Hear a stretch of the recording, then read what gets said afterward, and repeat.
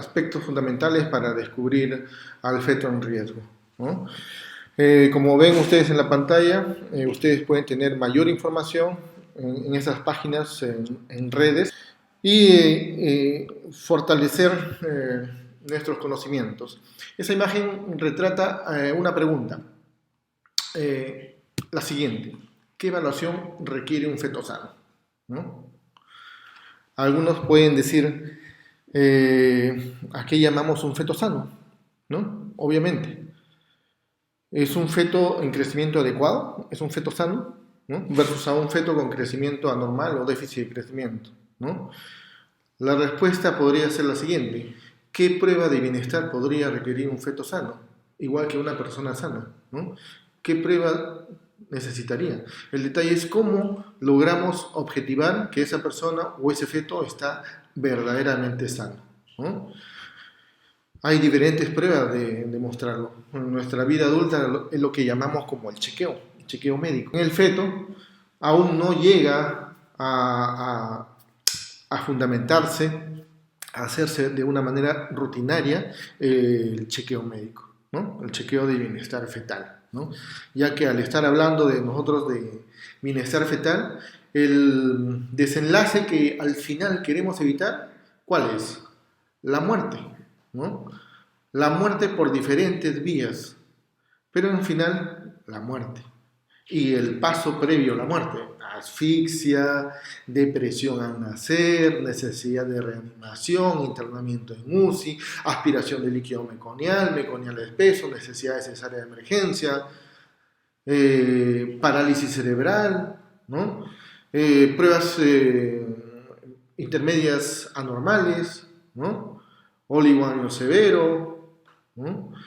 Lesiones, complicaciones traumáticas, toda una serie de desenlaces previos al evento final, que es nuestro móvil, ¿no? Que debería ser nuestro móvil. Ahora, ¿en qué nos fundamentamos? Como ustedes están viendo ahí, realizamos acá diferentes investigaciones que, si bien no han sido aún publicadas, ¿no?, nos permiten lograr una información para obtener un buen diagnóstico, un buen manejo, ¿no? Estamos en un mundo en que tenemos que discernir entre esperar que una publicación le demos a una revista internacional para que el profesional tenga que pagar para acceder a esa información, o darle esa información a quien más lo necesita, al profesional quien más lo necesita, ¿no?, para beneficiar a las gestantes. Entonces, dejemos esta información, apliquemos esta información. Empecemos con una definición de qué es para nosotros el bienestar. Bienestar normal, ¿no? Para usted, pregúntese, ¿qué es bienestar normal? Bienestar normal para una gestante será que su bebé se mueva adecuadamente. Para un proveedor de salud, bienestar será que le haga un monitoreo electrónico fetal como un neoestresante o un test estresante y salga normal. Para otro evaluador, que le haga un perfil biofísico en base a los parámetros clásicos y decir está normal, eso es bienestar para él.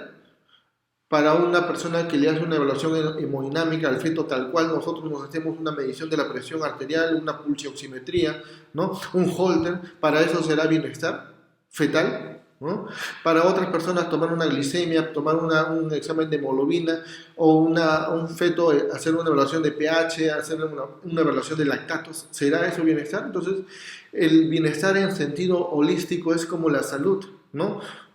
Una evaluación integrada, una evaluación integral de que el feto esté en buenas condiciones de salud, ¿no? Y especialmente hablando de un feto anatómica o estructuralmente normal y a una edad en la cual ha vencido la etapa de la inviabilidad. Es decir, no vamos a evaluar bienestar fetal a una gestación precoz menor de 22 semanas en que no escapa de la etapa de inviabilidad, ¿no?, sino a partir de las 26 semanas en que ya empieza a tener una viabilidad con una asistencia adecuada. Entonces, es un sentido holístico del concepto de bienestar. Mientras no comprendamos que es holístico, que es una integración de un estado, lo vamos a evaluar por partes y vamos a evaluar aspectos que no van a representar a una pérdida del riesgo del bienestar, ¿no? De repente va a tener un test estresante normal, pero una evaluación hemodinámica totalmente alterada con alta posibilidad de muerte, ¿no? Lo otro, debemos asumir que debemos mejorar. Mientras nosotros no asumamos que nos falta algo, que carecemos de algo, que necesitamos conocer cómo avanza hacia la muerte un feto, cómo se manifiesta antes de la muerte, tan cerca de la muerte, con diversas pruebas, no vamos a poder evaluarlo. ¿Cómo puedo yo detectar un hematoma de un DPP si yo no he visto un hematoma del DPP?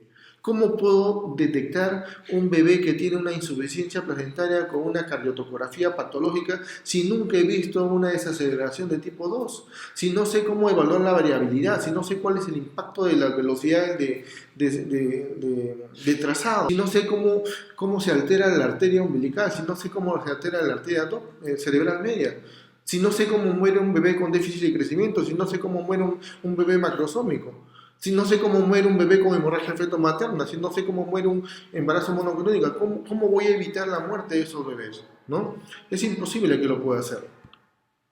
La evaluación integrada en el Perú tiene sus explicaciones. La principal es que es forzada, ¿no? Es decir, una paciente antes del evento final ha tenido 3 o 4 pruebas. Ha tenido un perfil biofísico, ha tenido un test estresante y ha tenido una evaluación Doppler. ¿Por qué tiene tanto y no tiene una prueba altamente sensible como una prueba primaria? Porque al final una de las pruebas fue mal evaluada, fue mal interpretada. La otra prueba fue mal evaluada, mal interpretada. Y la tercera prueba quizás fue la salvadora, ¿no? Entonces, algunas veces tienen una evaluación integral por una situación forzosa, ¿no? De que las pruebas independientes no son confiables. Y por otro lado, la razón de combinar modalidad de vigilancia se basa en el hecho de que ante ausencia de anormalidad evidente, es decir, contundente, ¿no? Tan cercano al estado de muerte, las pruebas individuales tienen una limitada capacidad para distinguir entre una variación fisiológica y una patológica, ¿no? Es decir, la circunstancia hacia la muerte no es del todo o nada, no es en una forma súper aguda, sino es un proceso progresivo. Son dinámicos.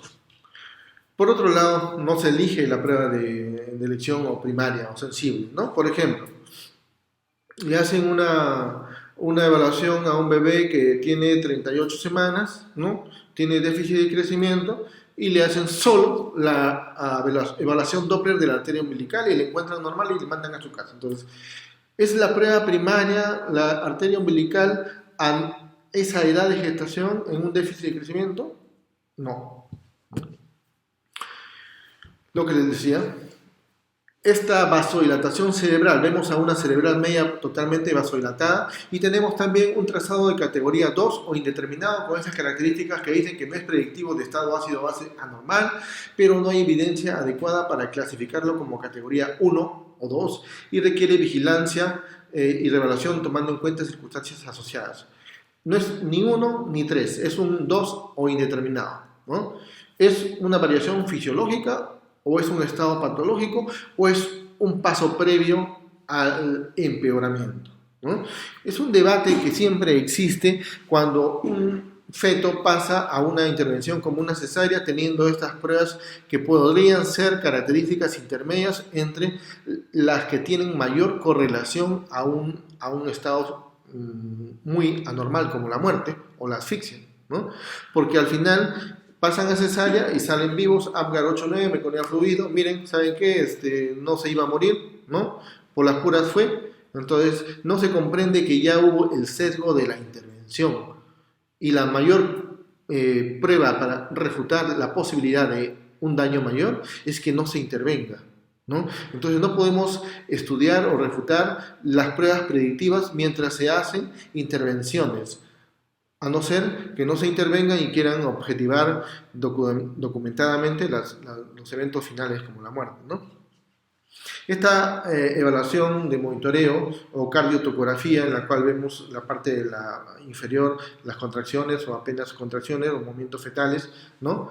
Es una prueba que requiere una intervención ya o requiere una evaluación complementaria, ¿no? ¿Es una prueba patológica o es una prueba sospechosa, ¿no? ¿O es una prueba normal, ¿no? Hay variabilidad alta interobservador cuando se hacen este tipo de evaluaciones. ¿Por qué? Porque hay también el desconocimiento de cómo es la evaluación técnica de estas pruebas. Por ejemplo, ¿cuántos movimientos fetales tiene ese trazado? ¿No? Podríamos decir, cada barrita es un movimiento fetal y por lo tanto habrá más de 50 movimientos fetales. Les digo esto tal cual ha sido la respuesta de varias personas cuando se les ha interrogado, ¿no? Tiene aproximadamente 50 a 60 movimientos fetales, porque cada barrita es un movimiento fetal. Entonces, mal, ¿no? Por otro lado, algunos han calificado como prueba reactiva, otros han calificado como normal, en puntajes algunos le han puesto 9, otros le han puesto 8, otros le han puesto 6, 7, 5. Entonces, hay variabilidad interobservador por cuanto no hay uniformidad en el conocimiento técnico de las pruebas. ¿Cómo interpretamos un movimiento corporal? El lactograma, ¿no?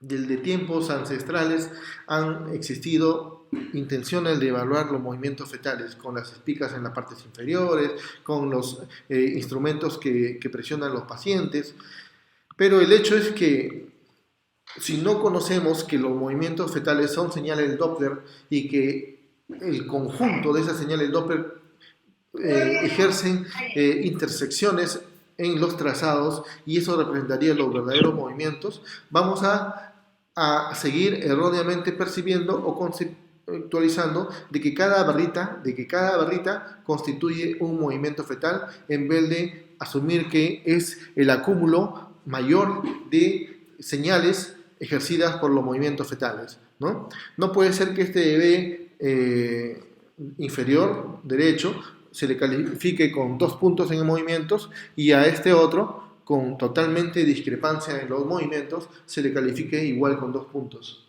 Entonces, hay necesidad. ¿Cuál es la prueba de vigilancia sensible y primaria en este caso? Por ejemplo, cordón nucal. Se dice que el cordón nucal simple no tiene ninguna asociación a evento adverso, que el cordón nucal doble puede operarse tranquilamente. Siempre yo discrepo con las generalidades, ¿no?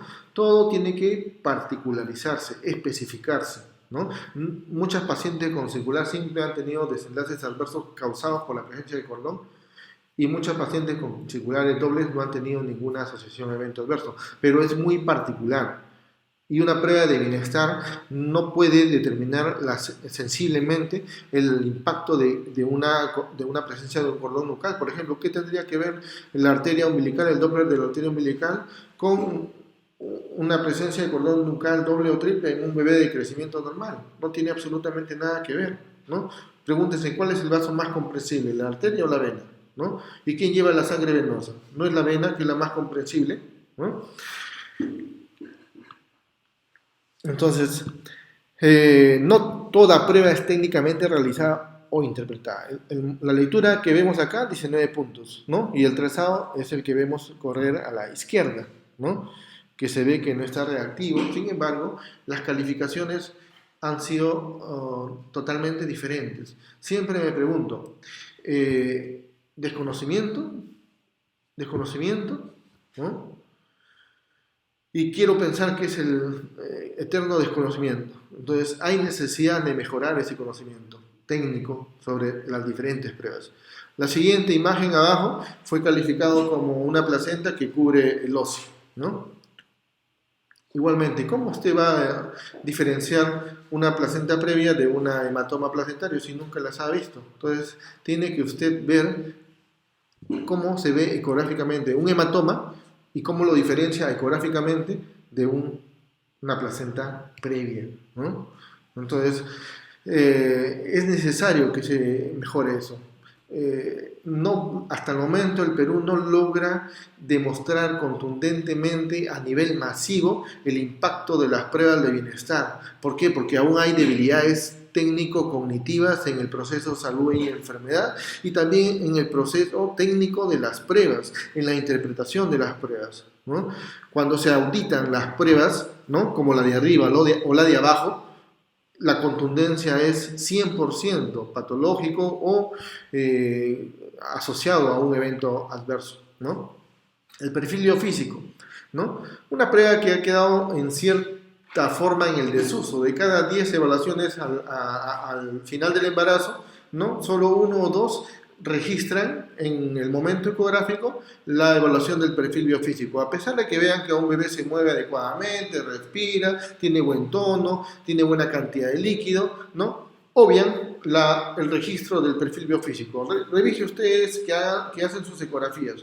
¿A cuántas pacientes que ven con un perfil biofísico normal, que ustedes ya han visto cómo se evalúa a través de los indicadores de movimiento respiratorio, movimientos corporales, tono fetal, reactividad cardíaca, el líquido amniótico? Ustedes saben que en el perfil biofísico ese bebé está normal, pero ¿cuántos de ustedes lo registran?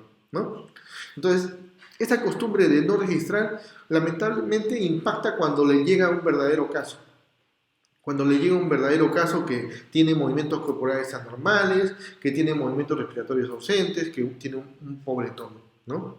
Y no saben cómo documentar, cómo diferenciar de lo normal, ¿no?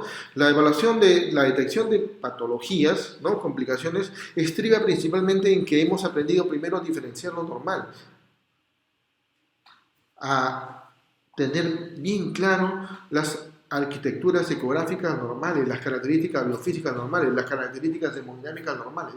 Si no tenemos eso de inicio, ¿cómo podemos detectar una anormalidad y cómo podemos decir que está progresando hacia una anormalidad, ¿no?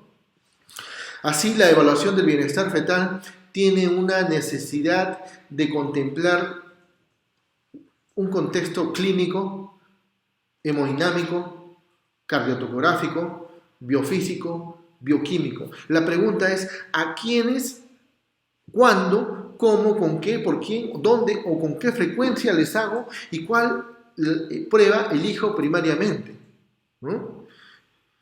Esa es una gran necesidad, ¿no? Nuevamente es una gran necesidad.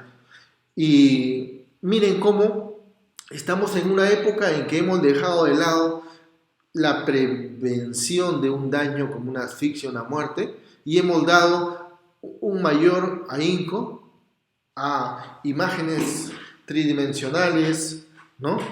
De frente a haber pasado de lo más impactante que es la asfixia, la muerte, a una etapa de impacto emocional, ¿no? Les digo eso porque me toca ver pacientes que vienen con múltiples ecografías tridimensionales, ¿no? Y me toca decirle: señora, su bebé tiene una cardiopatía, ¿no? O su bebé tiene una holoprosencefalia. La carita sí, la carita está bien, ¿no? Como se ha visto ahí, pero lamentablemente su bebé no va a sobrevivir con lo que tiene, ¿no? Entonces, estamos migrando raramente. Estamos migrando desde un aprendizaje de pruebas invasivas, de pruebas de 5D, 4D, 3D, sin pasar por la parte previa de evaluación básica del feto, evaluación anatómica básica, evaluación biofísica básica, ¿no? Que la tenemos ahí accesible y que tiene definitivamente impacto, ¿no? Evaluación de la hemodinamia, ¿no? Entonces, eso exige un conocimiento pleno, un respeto a un orden, ¿no? Si hay un desorden total, está impactando lamentablemente y debemos cambiarlo, porque si no lo cambiamos, les va a tocar a cada uno de nosotros, en nuestros familiares más cercanos, ¿no? Que sufran un daño o un evento adverso que podría haber sido potencialmente evitable. ¿Cómo identificar al feto en riesgo?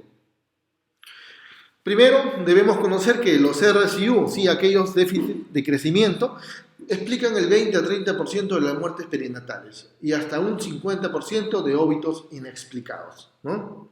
Eso lo tenemos ya bien claro, ¿no? Y la mayoría de evaluaciones se ciñen a los bebés con RSIU, que son aproximadamente el 10% en una población, ¿no? Sin embargo, la mayor cantidad de muertes no vienen de los RSIU, sino vienen de los pesos con crecimiento adecuado y supranormal, ¿no? Teniendo en cuenta que un RSIU no necesariamente tiene que estar menor al percentil 10, ¿no? Hay RSIUs verdaderos que están sobre el percentil 10, tampoco pues están mayor del percentil 25, 30, ¿no? Pero no todo es menor del 10.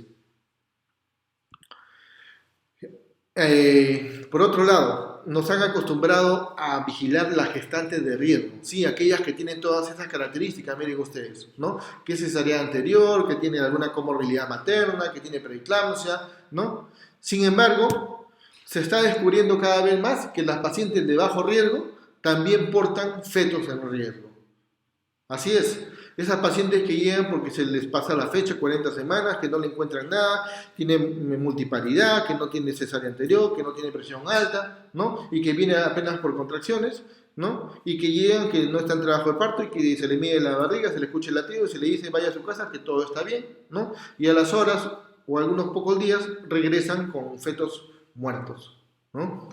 No es lo mismo una gestante de bajo riesgo que tener un feto en riesgo. Puede haber un feto en riesgo en una gestante de bajo riesgo, ¿no? Definitivamente esto tiene que cambiarse, ¿no? Porque el feto ya es un paciente. El feto es dependiente del entorno materno, pero es un paciente también que puede portar una situación primaria, una condición primaria que no tiene nada que ver con la madre en ese momento, ¿no? Y estar en verdadero riesgo. La identificación, por ende, del feto en riesgo en el tercer trimestre estriba en evidenciar algún indicador de intercambio de gases alterado, ¿no? Algún indicador de ese intercambio de gases alterado. ¿Por qué? Porque eso va a ser lo que, de continuar el evento, de continuar el estresor, el trastorno, va a llevar a la asfixia y muerte perinatal. Por eso es necesario identificar ese feto. El feto con insuficiencia placentaria crónica, por ahí bastante se habla de insuficiencia placentaria. Yo siempre le digo, ¿de qué tipo? ¿No? Me dicen, ¿insuficiencia placentaria? No, le digo, ¿pero qué tipo? ¿Crónica o aguda? ¿No? Son nombres que aparecieron hace muchos años, ¿no?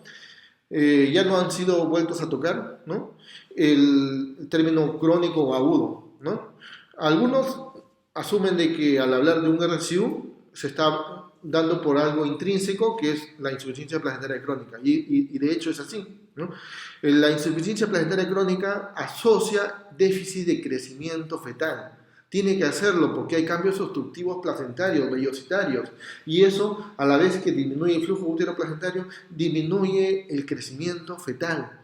Y eso es algo crónico, no se puede dar en una forma aguda. La forma aguda no puede afectar el crecimiento. Eso es necesario tenerlo presente siempre. Y en cambio, la insuficiencia placentaria aguda asocia a un feto de crecimiento normal o incluso grande, ¿no? Si no discrepamos esto, no vamos a saber cómo evaluar y cómo evitar algún daño mayor.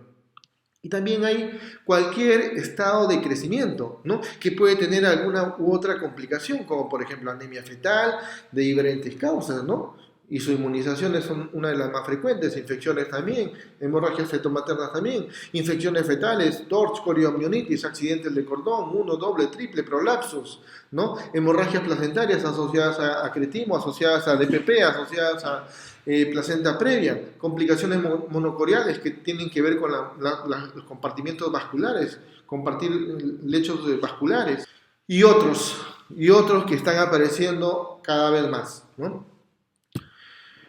Debemos comprender que la disfunción placentaria temprana, aquella que es crónica, ¿no? De instalación temprana, afecta en un momento en que el crecimiento es exponencial, crece exponencialmente. Por eso, esa insuficiencia, si impacta en esa etapa, va a afectar el crecimiento. Sin embargo, la insuficiencia de término, la insuficiencia placentaria de término, ya llega en una etapa en que el crecimiento no es exponencial, pero sí es exponencial las demandas respiratorias de ese feto, ¿no? Entonces, entre estas dos, hay situaciones que pueden ser compartidas, que tampoco son excluyentes, y hay que tenerlo bien claro en la comprensión de la progresión hacia la muerte. ¿Por qué se altera la arteria umbilical? El vaso más evaluado en Doppler a nivel mundial, ¿no? El vaso que genera que muchos asuman de que si está normal, no va a ocurrir ningún evento adverso. Siempre pregunto por qué se altera. Muy pocos me responden. muy pocos, definitivamente 1 o 2 o 3 o 4 de cientos, ¿no? Aprender cuál es la evolución, la progresión de los déficits de crecimiento. Por ejemplo, el temprano, ¿no? El temprano se dice que está asociadamente a arterias uterinas aumentadas y que posteriormente se instaura una alteración de la arteria umbilical, ¿no? En relación al grado de cambios obstructivos. Posteriormente, una vasodilatación cerebral, una alteración del ritmo aórtico, una alteración del ducto venoso, de la vena umbilical, hasta sus manifestaciones cardiotopográficas y biofísicas previas al evento final de daño y muerte, ¿no? Sin embargo, esto no debe ser asumido rígidamente. ¿Por qué? Porque la presencia de alteración de arteria umbilical en menores de 32 semanas es apenas un 50%, 48% como vemos acá, según el estudio de Sapchet del año 2014 en una población determinada, ¿no? Es decir, no el 100% de RCUs tempranos tienen alterado la arteria umbilical. Y miren los otros vasos cómo están en frecuencia de alteración. Entonces, cuando uno sigue un flujograma rígidamente, es decir, si arteria umbilical está alterada, es RCU temprano. Y si no está alterada, no es problema, no se va a alterar porque en el temprano hay que esperar que se altere el umbilical. Craso error. Esta gestante de 29 semanas con déficit de crecimiento menor de percentil 5, con vasodilatación cerebral, ¿ya? Con umbilical normal, ¿no? Con umbilical normal 0.68, miren acá, 0.68, IP cerebral 0.81, ¿no? RCU temprano con Doppler umbilical normal, ¿no? ¿Cómo se evalúa? ¿Cómo se monitoriza? ¿Cómo se sigue? ¿Cuándo se termina el embarazo? ¿No? ¿Importa la cerebral en este momento? ¿O hay que esperar que se altere la arteria umbilical? Las típicas respuestas son: esperemos que se altere la arteria umbilical. No, no, no, no. Estos fetos también tienen características cardiotopográficas. También están presentando comportamientos que no son usuales a una edad temprana como menos de 32 semanas y que luego van a impactar, ¿no? Se está comportando en que no recibe de prestación tardía. No es que haya cambiado su edad, sigue siendo temprano, pero se comporta como un déficit tardío, es decir, teniendo la umbilical normal y se debe estar distribuyendo su foco, le está diciendo salva, ¿no? Y te ayuda con un monitoreo, ¿no? Y si nadie le da ayuda, va a terminar muerto, como está acá, ¿no? Muerto definitivamente. Entonces, hay necesidad de comprender cuál es la progresión de diferentes pruebas en determinadas circunstancias. Y el tardío, mayor de 32 semanas, aquel que típicamente tiene la umbilical normal, se altera, dicen, en un 6%, ¿no? Al diagnóstico inicial, ¿no? Y es altamente variable según la edad. Por ejemplo, 34 semanas, la posibilidad de alterar la umbilical puede ser de un 6%, pero a las 40 semanas, ¿no? Es mucho menor. Entonces, y estamos hablando del RCU de causa placentaria aún.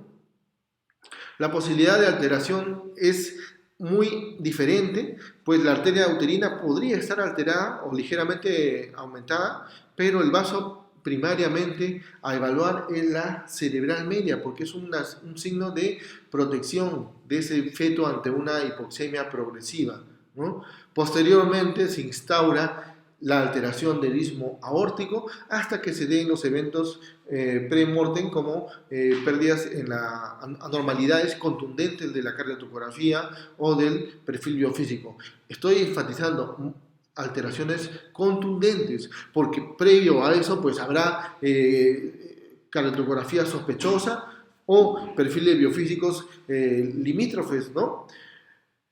No va a pasar prontamente a un estado de muerte cardiotopográfica o biofísica, sino es también progresivo. El tiempo es mucho menor que el temprano, ¿no? Pero también tienen signos pre-daño final. Ahora, hemos visto el déficit de crecimiento, hemos visto el crecimiento intrauterino normal. Ahora me pregunto, ¿cómo se morirán estos fetos de crecimiento normal? ¿O se mueren con todos los parámetros hemodinámicos normales? Miren estos fetos que están muertos, todos ellos, ¿no? Todos los pesos fetales normales, ¿no? Todas las pruebas típicas usadas es normal, umbilical, miren, todas las arterias umbilicales están normales. Esto que está un poco aumentado, técnicamente está mal tomado, ¿no? Entonces, todos los fetos normales, pocas horas antes de morir, días antes de morir, como tienen acceso a esas pruebas no tan cercanas, tienen típicamente normal la arteria umbilical. Incluso horas cercanas a la muerte disminuye mucho más el IP de la arteria umbilical, 0,5, 0,6, hasta muchos hacen hipotensión, baja más incluso el IP de la umbilical. Y no es sinónimo de que el bebé está en adecuado bienestar y que no le va a ocurrir nada. Los bebés de crecimiento normal no mueren alterando la arteria umbilical. Y por ende, si llega un bebé de post-término o a término con disminución de movimiento fetal, le hace una ecografía 3800, le hace una evaluación Doppler, le encuentra 0,6 de umbilical y le manda a su casa, usted no ha hecho nada de evaluación de bienestar hemodinámico, porque esa prueba no se va a alterar, ¿no? Eso tiene que tenerse bien claro, comprendiendo muy bien en qué circunstancias o cómo se altera la arteria umbilical. ¿Habrá este feto de 3,800, crecimiento adecuado, estado expuesto a cambios obstructivos placentarios mayores del 30% como para repercutir en una alteración de la arteria umbilical? No. Estos bebés no han estado expuestos a cambios obstructivos porque su crecimiento es adecuado. Por ende, no se va a alterar la arteria umbilical. Es muy parecido al DRCU tardío, en el cual la posibilidad de alterarse la arteria umbilical es minucia. La insuficiencia placentaria, por tanto, es la incapacidad de la placenta para realizar sus funciones de nutrición, oxigenación y protección fetal. Pero tiene diferentes causales microhistológicas, microcirculatorias: envejecimiento placentario, apoptosis, estrés oxidativo, lesiones trombóticas o isquémicas agudas, lesiones de malperfusión vascular. Eso permite diferenciar estas patologías. Por ejemplo, una paciente llega a 41 semanas, ¿no?, refiriendo contracciones, percibe movimientos fetales, no hay evidencia de pérdida de líquido, con un peso mayor de 3,200, signos vitales de la paciente normal. Gesta 5, 41 semanas, por eco del primer trimestre, no trabajo de parto, dilatación 0, embarazo término tardío. Tiene ecografía y tiene laboratorio, dice ahí, y se le envía a test estresante. La ecografía que tenía mostraba una arteria umbilical de 0,65, a pesar de que técnicamente no está muy bien delineada la onda, pero normal. Pero peor, técnicamente está esta cerebral media, 1,18, ¿no? Se ve que hay ondas diastólicas menores y hay otras mayores, y por tanto ese bebé está en una respiración, ¿no?, lo cual no debe ser medido en ese momento, ¿no? 1,18. Técnicamente no está bien tomada ese valor. Si vemos el percentil de referencia, dice el percentil 5, 1,08 y tiene 1,18, por tanto está normal. Con esa ecografía viene esa paciente, ¿no? Además tenía circular simple cordón al cuello y Doppler informado como normal, con líquido normal, ¿no? Pasa a monitoreo estresante y evidencia esas desaceleraciones, esa no reactividad, ¿no? Y según esto, pues la calificaríamos como un bebé con una insuficiencia placentaria, como típicamente es determinado un bebé en tales condiciones. Ahora, ¿cómo estará este bebé que tiene un trazado cardiotocográfico de 4 puntos? Arteria umbilical, típicamente normal. Cerebral media, alterada, persistentemente alterada. Istmo aórtico, reverso. Desenlace final, Apgar 2,7, placenta impregnada de meconio espeso. Una prueba de un día anterior, y más aún técnicamente mal tomada, no da seguridad en una circunstancia que es aguda, en circunstancias de insuficiencia placentaria que son agudas. Se dice que el tic del asunto es acortar el periodo de evaluación o realizar las evaluaciones técnicamente bien realizadas, mejorar la evaluación biofísica, cardiotocográfica de estos bebés. Entonces podemos mejorar el manejo de estos bebés. No está muerto. ¿Por qué? Sesgo de intervención. Sesgo de intervención. Así, esa insuficiencia placentaria crónica debemos digregarla en aguda y crónica. La crónica con la presentación del RCI temprano, típicamente alterado la arteria umbilical, típicamente, pero no estrictamente, no al 100%. Y la tardía con la umbilical típicamente normal, pero en los dos hay una intersección en cambios agudos. Un RCI crónico no se muere por tener la umbilical alterada, se muere porque empieza a entrar en una etapa de reagudización o agudización de una hipoxemia. Por ende, habrá que en ese momento evaluar qué características agudas tiene ese bebé para poder salvarlo. Y la insuficiencia placentaria aguda, típicamente crecimiento adecuado y la umbilical siempre normal. Esto permite tener esta generalidad, alerto, una generalidad en la progresión de evaluación integrada, Doppler, biofísica, cardiotocográfica, de trastornos frecuentes, restricción de crecimiento intrauterino y la hipoxemia en el crecimiento normal. Típicamente, ¿a qué edad ocurre? En mayores de 37 semanas. Sin embargo, un bebé de 30 semanas también puede ser un problema de insuficiencia placentaria. Es menos frecuente, mucho menos frecuente, pero el comportamiento hemodinámico cardiotocográfico es parecido. Ahora, ya hemos tocado lo asociado a la hipoxemia placentaria. La pregunta ahora es, y en cualquier estado de crecimiento, ¿cómo evaluar el bienestar en estas situaciones? Gestante de 28 semanas.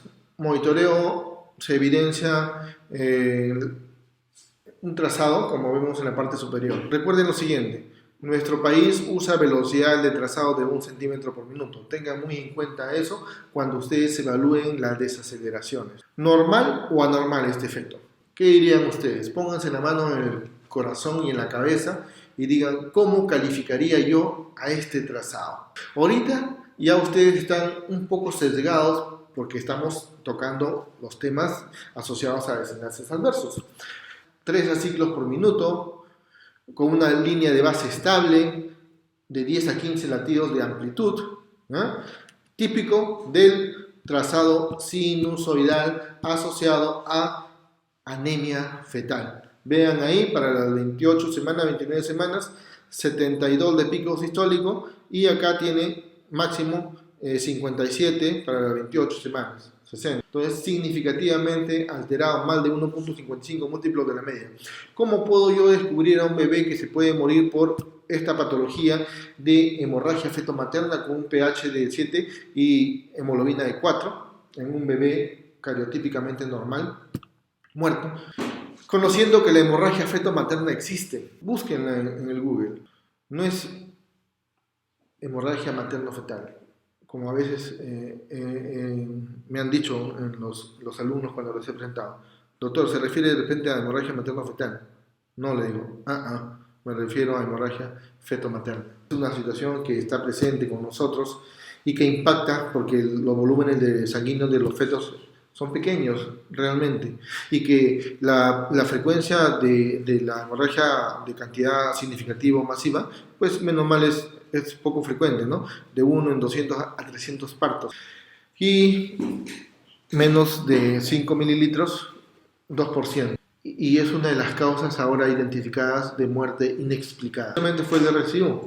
Y otra causa de muerte inexplicada, a hemorragia fetomaterna, ¿no? ¿Cómo se puede objetivar? Doppler en momento ecográfico, cerebral media, pico sistólico, ¿no? Gracias.